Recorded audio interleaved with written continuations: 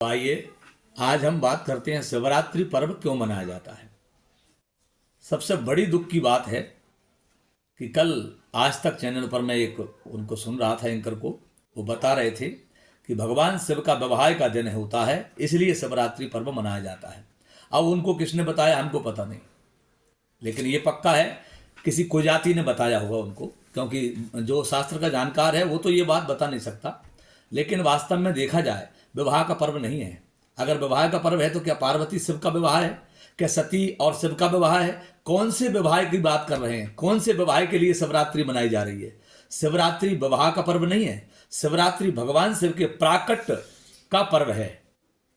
इस कथा को मैं आपको शिव पुराण मेरे आगे रखा हुआ है और मैं आपको विद्येश्वर संहिता से मैं ये आपको बता रहा हूँ। शिव पुराण में ये लिखा हुआ है, मैं पूरी कथा आपको सुनाऊंगा। अगर सुनना है तो सुने, ना सुने तो कोई आपत्ति नहीं। यहाँ लिखा हुआ है, पुरा कदाचित योगिंद्रा विष्णु विष धराशना शुष्वापः परया भूत्या स्वानु गैरपि सवर्तः। इसका मतलब है एक बार भगवान विष्णु और ब्रह्मा जी दोनों में इस बात को लेकर विवाद हुआ कि मैं बड़ा और मैं बड़ा।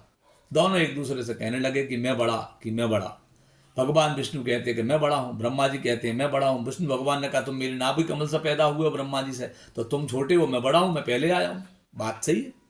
दोनों में विवाद हुआ और विवाद जब हुआ तू मैं इतनी बढ़ गई कि बात यहाँ पहुंच गई कि युद्ध तक बात पहुंच गई साहब। और युद्ध हुआ तो युद्ध की स्थिति ऐसी हुई कि इति देवा भयम कृत्वा वचनवतः शिव क्षयम जम्बू कैलाश शिखरम यत्रास्ते चंद्रशेखर। भगवान शिव तक इस बात की सूचना पहुंच गई देवताओं के द्वारा कि भगवान विष्णु में और ब्रह्मा जी में भयानक युद्ध हो रहा है।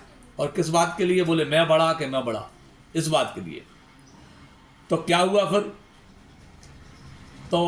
तो ब्रह्मा व विष्णु के युद्ध को बंद करने के लिए भगवान शिव स्वयं आए हैं। और युद्ध को बंद कराने के लिए भगवान जब स्वयं आए हैं तो जब भगवान बीच में आए, शिव जी शिवलिंग रूप में प्रकट हुए, तो दोनों के युद्ध बंद हो गए। और लिखा है इसमें दोनों का युद्ध शांत हो गया। ब्रह्मा विष्णु दोनों के अस्त्र अकस्मात शांत हो गए। यह घटना देख करके वो आश्चर्य में पड़ गए। लिंग जो है जब प्रकट हुए लिंग रूप में, तो ज्वालाओं से दोनों मोहित होकर एक दूसरे से कहने लगे कि ये क्या है, ये क्या हुआ? अतीन्द्रयमिदं स्तंभ अग्नि रूपम। उन्होंने कहा कि ये अग्नि रूप में प्रकट क्या हुआ है? तो भगवान विष्णु और ब्रह्मा दोनों उसकी छोर नापने के लिए चल देते हैं। तो विष्णु भगवान ने रूप धारण किया बराह का, जो पाताल तक जाकर के उसके छोर को नापने के लिए प्रयास किया। ब्रह्मा जी ने हंस का रूप धारण किया और हंस का रूप धारण करके उन्होंने आकाश तक उसको नापने का प्रयास किया। ना तो ब्रह्मा जी को उसका छोर मिला, ना विष्णु भगवान को छोर मिला। ऊपर से क्या देखते हैं कि केतकी का पुष्प जो है ऊपर से गिर रहा है। और जब केतकी का पुष्प गिर रहा है तो ब्रह्मा जी ने केतकी के पुष्प से पूछा कि जब कोई चीज ऊपर से आ रही है इसका मतलब कहीं ठिकाना था, वहां से गिर रहा है ये। तो केतकी के पुष्प में क्या पूछा उन्होंने? एवं बस सहस्त्रम तू त्वरण विष्णुर धोगतः। मतलब हजारों वर्ष तक जो है ये बराह रूप लेकर के भगवान विष्णु नीचे खोजते रहे और ब्रह्मा जी ऊपर खोजते रहे। किम तुम पतसी पुष्पेशा पुष्पराट केन वादतः। तो ब्रह्मा जी ने पूछ लिया, ब्रह्मा जी चूंकि आकाश मार्ग में थे और वो नीचे थे, तो ब्रह्मा जी ने पूछ लिया कि आप कहाँ से चले आ रहे हैं? बोले मैं गिर रहा हूँ। और मैं पुष्पराज तुम क्यों गिर रहे हो? तुमको किसने धारण किया था? क्योंकि किसी ने धारण किया तब तो तुम गिर रहे हो।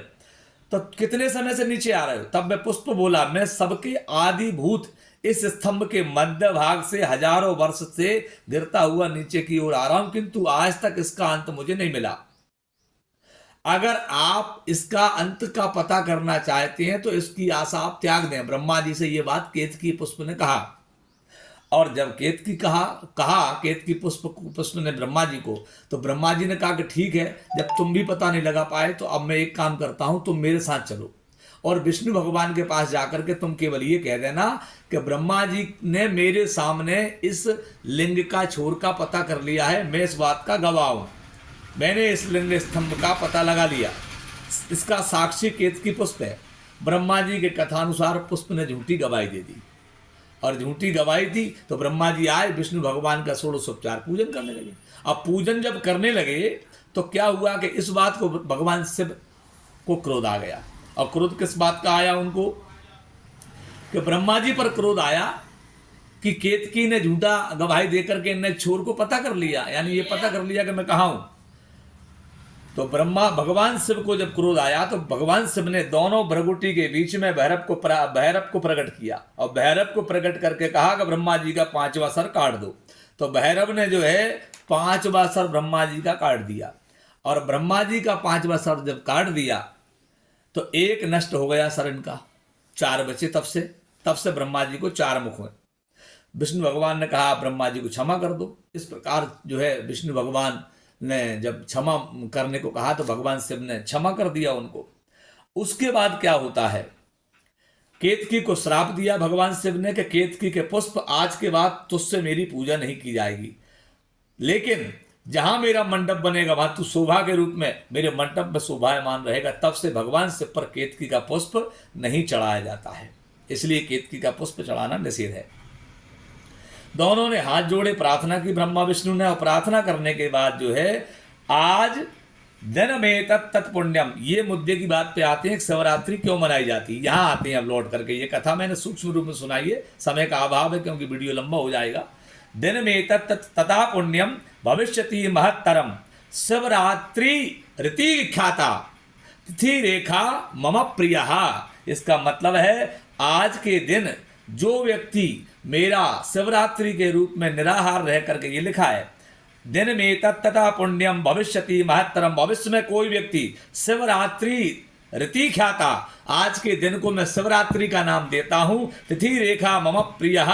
इसका मतलब ये जो है मेरे लिए आज का दिन अति प्रिय है। जो व्यक्ति आज के दिन शिवरात्रि को दिन रात निराहार रह करके मेरा पूजन करेगा और जो मेरा भजन करेगा वो जो है संपूर्ण फल केवल शिवरात्रि को मेरा पूजा करने से तत्काल उसे प्राप्त हो जाएगा। इसलिए शिवरात्रि मनाने के पीछे जो कारण है वो कारण केवल इतना है कि आज के दिन भगवान विष्णु ने और ब्रह्मा जी ने भगवान शिव का पूजन किया और युद्ध को शांत किया, इसलिए इनका पूजन किया जाता है। जब भी आप धार्मिक बात का अनुसरण करें, शंकराचार्य की बात को माने, अन्य कुजातियों की बातों को न माने। कोई भी व्यासपीठ पर बैठ गया जिसकी जाति का पता नहीं, बिरादरी का पता नहीं, जिसने कुछ पढ़ा नहीं लिखा नहीं, और हम उसी की बात को मानकर चल दिए साहब की जो है ये शिवरात्रि शंकर भगवान के विवाह की है। अरे पूछो तो भाई साहब के जिससे पार्वती विवाह की है कि सती के और साथ शिव का विवाह हुआ तब की है? कौन से विवाह की शिवरात्रि है ये? शिवरात्रि भगवान के लिंग के प्राकट्य का दिन है, इसलिए शिवरात्रि मनाई जाती है। इसलिए हमारी वाणी को क्षमा चाहेंगे